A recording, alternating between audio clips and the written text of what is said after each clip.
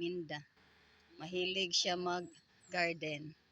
O mo ni ang iyang katel nga giatiman. Og taas na kaayo. Bisan unsa iyahang itanom kay moturok jud. O taas na kayo iyang katel. Muna siya si ante nako mami Minda. Mahilig siya mag-garden. Muna iyang mga flowers. Di gini siya mahimutang og tuyok-tuyok.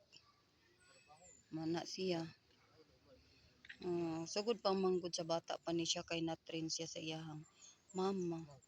Sari-sari ang iyang mga flowers. Kini karaan. Pero ganahan ko niya. Tigulang na siya.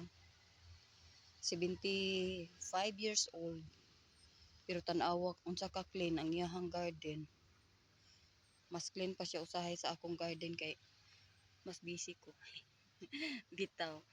Ganahan gud siya magtanom-tanom. Karon lang kay dili kuan karon kanang dili himulak sa uban nga mga orchid niya.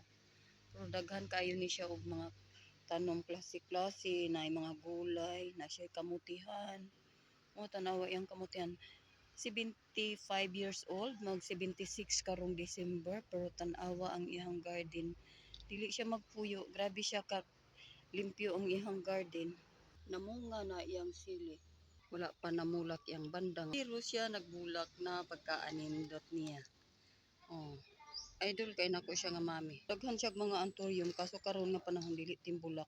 Hello, iyang dancing lady nagbulak na. Ug naa siya antorium nga red nagbulak. Ganahan pug ko ana niya. Tigulang daghan kay pagkakugi niya daghan kayo iyang mga bulak.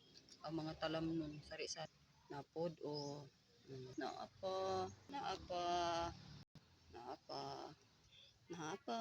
Salamat sa pagtan-aw. Goodbye. Hangtod sa sunod.